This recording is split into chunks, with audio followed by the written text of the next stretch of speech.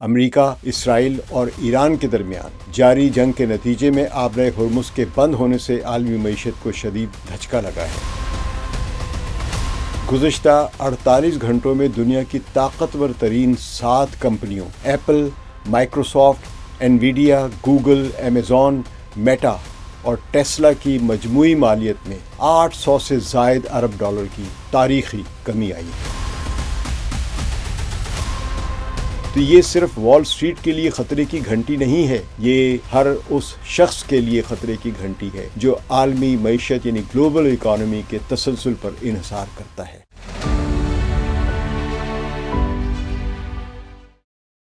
امریکہ اسرائیل کے ایران کے خلاف جنگ اور آیت اللہ علی خامنئی کی شہادت کے بعد پیدا ہونے والے حالات کی وجہ سے عالمی سطح پر ایک شدید اقتصادی اور مالیاتی بحران پیدا ہو گیا ہے۔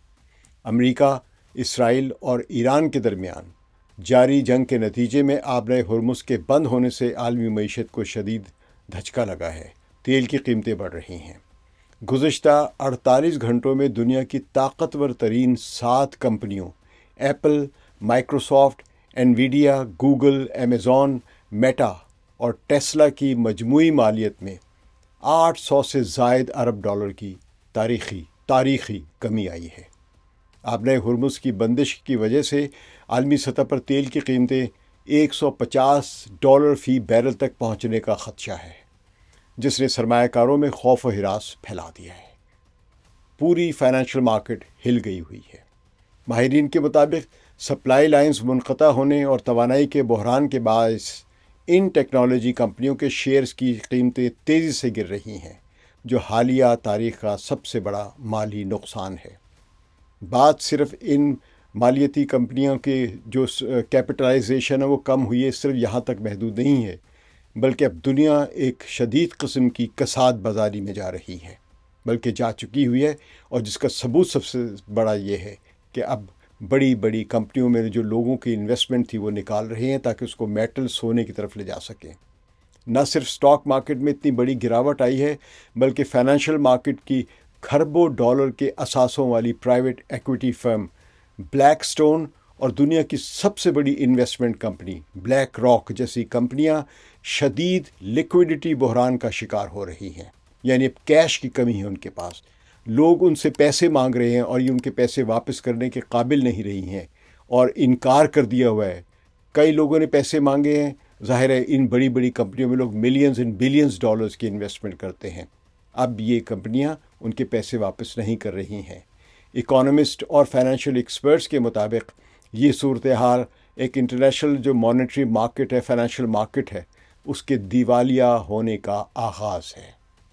الائنس گلوبل انویسٹرز کے تجزیے کے مطابق یہ کمپنی ہے جو لوگوں کو انویسٹ کرنے کے لیے ماحول اور سازگار ماحول یا خوف یا امید جو ہے، یعنی آپٹیمزم ہے، پیسمزم ہے، اس کے بارے میں یہ ان لوگوں کو رائے دیتی ہے، کنسلٹنسی دیتی ہے۔ تو اس کے تجزیے کے مطابق 28 فروری 2026 کو امریکہ اور اسرائیل نے ایران کے جو علاقے پر جو وسیع سطح کی فضائی کارروائیاں کی ہیں، انہوں نے تو یہ کہا کہ یہ ایران کے نیوکلیر پروگرام کو ختم کرنا چاہتے ہیں، یہ رژیم چینج کرنا چاہتے ہیں، لیکن وہاں پہ شہری علاقے بھی تباہی کا شکار ہو رہے ہیں۔ لیکن جو بھی جنگ کا جو آغاز ہوا ہے اس کا نتیجہ بہت خوفناک نکل رہا ہے۔ اس کارروائی کا مقصد ایرانی قیادت کو ہلاک کرنا تھا اور ایران کی بیلسٹک میزائل پروگرام کو ختم کرنا تھا اور ایرانی فوج کے بڑے حصے کو تباہ کرنا تھا۔ ابھی تک یہ اہداف ان کو مل سکے ہیں یا نہیں، صرف یہ ہے کہ ایرانی قیادت کو انہوں نے ڈی کیپیٹیٹ کیا، اور وہ ڈی کیپیٹیٹ کر کے سمجھتے ہیں کہ انہوں نے کامیابی حاصل ہوگی، لیکن رد عمل بالکل مختلف آیا ہے۔ تو اتوار کی صبح تک تصدیق ہو گئی کہ ایران کے سپریم لیڈر آیت اللہ سید علی خامنئی شہید ہو چکے ہیں۔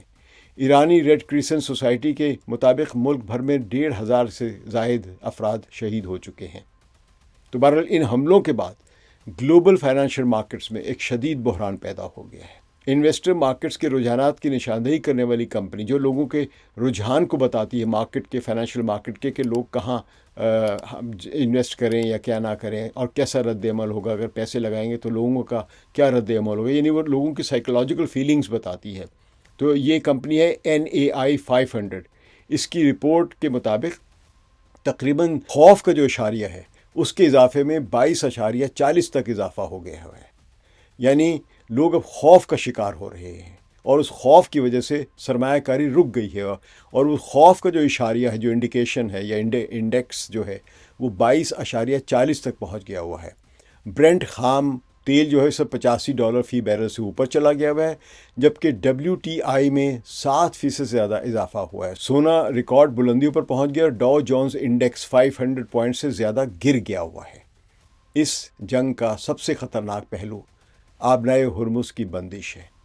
یہ آبنائے خلیج فارس میں واقع اور دنیا کی تیل کی سپلائی کا تقریباً 20% یہاں سے گزرتا ہے۔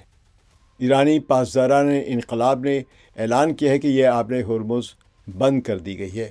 اس بندش کی وجہ سے تقریباً 150 جو شپس ہیں، کارگو اور آئل ٹینکرز ہیں، وہ وہاں پھنس گئے ہوئے ہیں، اور جو اندر رکے ہیں ابھی چل نہیں رہے وہ الگ ہیں۔ یہ وہ ہیں جو نکلنے کے قریب تھے، دہانے کے قریب تھے۔ تو چائنا کی نیوز ایجنسی زینہوا، اس کی رپورٹ کے مطابق ماہرین اقتصادیات خبر کر رہے ہیں کہ یہ صورتحال گزشتہ کئی سالوں کی سب سے بڑی پیٹرولیم بحران پیدا کرنے کے پوزیشن میں ہے۔ امریکہ کے think tank CFR council for foreign relations, اس کی جیو اکنامکس کے جو ڈائریکٹر ہیں ایڈورڈ فشمین کا کہنا ہے کہ تیل کی سپلائی میں رکاوٹ اور قیمتوں میں اضافہ بہت وسیع اثرات مرتب کر سکتا ہے۔ یعنی یہ صرف تیل کی قیمتیں نہیں بڑھیں گی، اس کے نتیجے پوری اکانومی جو ہے وہ بیٹھتی ہوئی نظر آ رہی ہے۔ قطر انرجی جو کمپنی ہے قطر کی، اس نے مائع گیس یعنی لیکویفائڈ نیچرل گیس جو تھی LNG، اس کی پیداوار روک دی ہے۔ MST فائنینشیل کے سینئر تجزیہ کار ساول کاورنک، ان نے خبردار کیا ہے کہ اگر یہ بندش طویل ہوئی تو گیس کی منڈی میں 2022 کے بحران سے بھی بدتر صورتحال پیدا ہو جائے گی۔ کیپٹل اکنامکس کے ماہرین کا اندازہ ہے کہ اگر تیل $100 فی بیرل تک پہنچ گیا تو عالمی افراط زر کی شرح میں 0.6 سے 0.7 تک اضافہ ہو جائے گا، اور اگر دنیا میں ہوگا تو چھوٹی اکانومیز کا کیا حال ہوگا، یورپ کا کیا حال ہوگا۔ اس مہنگائی کی وجہ سے جو سینٹرل بینکس ہیں وہ شرح سود میں کمی نہیں کر سکیں گے۔ اور کووی ٹرک انویسٹمنٹ کے ایک ڈائریکٹر ہیں ریسرچ کے، ان کا کہنا ہے کہ آبنائے ہرمز کی بندش سے سپلائی کا شدید جھٹکا لگا ہے، جس کی وجہ سے تمام بینکس جو ہے وہ اب انتظار کی پالیسی اپنائیں گے کہ دیکھتے اس کے اثرات کتنے بیٹھتے، اس کے بعد ہی وہ کوئی بہتری لا سکیں گے۔ اسی ہفتے بلیک راک کمپنی میں ایک واقعہ پیش آیا ہے۔ بلیک راک دنیا کی سب سے بڑی ایسٹس مینجمنٹ کمپنی ہے۔ اس کمپنی نے اپنے سرمایہ کاروں کو کہہ دیا کہ وہ اپنی رقم واپس نہیں لے سکتے ہیں۔ بلیک راک کے $26 ارب کے پرائیویٹ کریڈٹ فنڈ میں سرمایہ کاروں نے $1.2 ارب واپس مانگے، اور یہ عام طور پہ سمجھے کہ الیکٹرانک منی ٹرانسفر ہو جاتی ہے، ایک لمحے میں ٹرانسفر ہو جاتی ہے، اور یہ فنڈ کی کل مالیت کے 9.3% تھا۔ تو بلیک راک نے صرف 5% یعنی $620 ملین واپس کیے، اور باقیوں کی رقم روک لی ہے۔ کمپنی کے ترجمان کا کہنا تھا کہ یہ فنڈ کا ایک بنیادی ڈھانچہ ہے جو طویل مدتی قرضوں اور سرمایہ کاروں کی رقم کے درمیان توازن برقرار رکھنے کے لیے بنایا گیا ہے۔ اسی طرح بلیک سٹون نامی کمپنی کو بھی $82 ارب کے فنڈ جو ہے وہ BCRED سے 7.9% رقم واپس کرنے کے مطالبات ملے ہیں۔ تو رائٹرز کی رپورٹ کے مطابق بلیک سٹون نے اپنی واپسی کی حد بڑھا دی، اور کمپنی اور اس کے ملازمین نے $400 ملین اپنی ذاتی رقم ڈال کر سرمایہ کاروں کی ادائیگی کی ہے۔ یعنی اب لوگ جو ہیں وہاں پہ کام کرنے والے، وہ کمپنی کو بچانے کے لیے پیسے دے رہے ہیں کہ اس کا گڈ نیم رہے۔ بلو اوول کیپٹل نامی کمپنی نے تو اپنے ایک ٹیکنالوجی فنڈ سے رقم واپس کرنا مکمل طور پر بند کر دیا ہے، اور سرمایہ کاروں کو صرف یہ یقین دہانی کرائی کہ جب قرضے واپس ملیں گے تو انہیں رقم دی جائے گی۔ فین ٹائمز کی رپورٹ کے مطابق بلو اوول پر شارٹ سیلز کی تعداد ریکارڈ یعنی 14.1% تک پہنچ گئی ہوئی ہے، اور اس کے شیئرز میں 30% سے زیادہ کمی آئی ہے۔ یہ سارے اعداد و شمار بیان کرنے کا مطلب یہ ہے کہ فائنینشیل مارکیٹ میں اب بھاگ دوڑ بھگدڑ، جس کو تو بینک رن اوور، اس طرح کے حالات پیدا ہو گئے ہوئے ہیں۔ ان واقعات کے بعد بلیک راک کے شیئرز میں 5% کمی آئی ہے۔ KKR، کارلائل، اپولو، ایرس اور بلو اوول جیسی کمپنیوں کے شیئرز میں 5 سے 6% تک کمی آئی ہے، اور یہ کمی عارضی نہیں ہے، یہ پوری مارکیٹ کی نشاندہی کر رہی ہے کہ اتنی طاقتور کمپنیوں میں یہ معاشی اور مالیاتی بحران پیدا ہو رہے ہیں۔ یہ پرائیویٹ کریڈٹ انڈسٹری جو ہے یہ تقریباً 1.8 ٹریلین ڈالر کی ہے۔ UBS کے تجزیہ کار، یعنی یہ سوئٹزرلینڈ کا بینک ہے، میتھیو میش اور ان کی ٹیم نے خبردار کیا کہ اس شعبے میں ڈیفالٹ کی شرح 15% تک پہنچ سکتی ہے۔ ان کا کہنا ہے کہ 40% قرضے سافٹ ویئر انڈسٹری کو دیے گئے ہیں، جو مصنوعی ذہانت کی وجہ سے شدید مشکلات کا شکار ہو رہے ہیں۔ تو اب یہ رقم ڈوبتی ہوئی نظر آ رہی ہے۔ JP مورگن کے بل آئے گا، اور انہوں نے بارون میگزین کو انٹرویو دیتے ہوئے کہا کہ اس شعبے میں شفافیت نہیں ہے اور قرضے بہت زیادہ ہیں، جو تشویشناک ہے۔ ان کا کہنا تھا کہ بری خبریں اکثر ایک ساتھ ہی آتی ہیں۔ گولڈمن سیکس کے سابق سربراہ لائڈ بیلنگفن، انہوں نے خبردار کیا ہے کہ پرائیویٹ کریڈٹ مارکیٹ میں وہی خطرات ہیں جو 2008 سے پہلے سب پرائم مارکیٹ میں موجود تھے۔ JP مورگن کے CEO جیمی ڈائمن نے کہا ہے کہ جب وہ ماہرین کو بے وقوفانہ کام کرتے دیکھتے ہیں تو انہیں 2008 کا بحران یاد آ جاتا ہے۔ ابھی بھی یہ بڑی بڑی کمپنی سمجھ رہی کہ یہ عارضی بحران ہے، عارضی بحران نہیں ہے۔ بینک آف کینیڈا کے گورنر ٹف میکلم نے ٹورانٹو میں گلوبل رسک انسٹیٹیوٹ کے پروگرام میں کہا کہ ایران میں فوجی جو جنگ شروع ہوئی ہے، امریکہ کے جو حملے ہوئے اس سے توانائی یعنی انرجی مارکیٹ اور فائنینشیل مارکیٹ دونوں میں ایک کافی زیادہ فلکچویشن آ رہی ہے۔ یہ ایک فائنینشیل مارکیٹ کے اکثر لوگ کبھی بھی پیسمسٹ الفاظ نہیں بولتے، یہ ہمیشہ امید افزا کہ ابھی حالات اوپر میں، پھر کل کو نیچے ہو جائیں گے، پھر یوں ہو جائے گا، پھر بہتر ہو جائے گی۔ یہ ایک عام مالیاتی یا فائنینشیل کرائسس نہیں ہے، یہ global military security geopolitical crisis سے بن کر یہ مارکیٹس میں اس کی شکل ہمیں نظر آ رہی ہے ان اعداد و شمار میں۔ ان کا کہنا تھا کہ پرائیویٹ کریڈٹ سیکٹر میں شفافیت نہیں ہے، اور اگر ڈیفالٹ کی شرح بڑھی تو سرمایہ کار جلدی میں باہر نکلنا چاہیں گے، جو پبلک کریڈٹ مارکیٹس میں پھیل کر شدید بحران پیدا کر سکتا ہے۔ موڈیز ریٹنگز جو ہے، یہ ریٹنگ کمپنی دنیا میں جو بڑے بڑے ملکوں کی بھی ریٹنگ کرتی ہے، آپ نے سنا ہوگا A ریٹنگ کسی کو دی ہے، کسی کو B دی ہے، کسی کو B- دی ہے، تو یہ وہ موڈیز ریٹنگز ہے۔ اس نے اپنی رپورٹ میں کہا ہے کہ ایران کے سپریم لیڈر کی شہادت سے غیر یقینی صورتحال بڑھ گئی ہے۔ اگر آپ نے ہرمز طویل عرصے تک بند رہی تو تیل کی قیمتوں میں مسلسل اضافہ ہوگا اور مخصوص مارکیٹس پر اور زیادہ دباؤ بڑھے گا۔ فچ ریٹنگز بھی ایک ہے، انہوں نے بھی خبردار کیا کہ توانائی کے انفراسٹرکچر کو نقصان اور طویل کشیدگی سے ممالک کی کریڈٹ ریٹنگز کو خطرات لاحق ہو سکتے ہیں۔ ابھی جو کریڈٹ ریٹنگ ہوتی ہے، اس کا مطلب یہ کہ اس ملک میں اگر آپ نے پیسہ لگایا یا یہاں پہ کوئی انویسٹمنٹ کی تو اس کے نتیجے میں اتنے خطرات بڑھ جائیں گے، لہٰذا کوئی سمجھدار انویسٹر وہاں انویسٹ نہیں کرے گا، صرف رسک لینے والے انویسٹ کریں گے، اور پھر وہ زیادہ انٹرسٹ ریٹ پہ کریں گے۔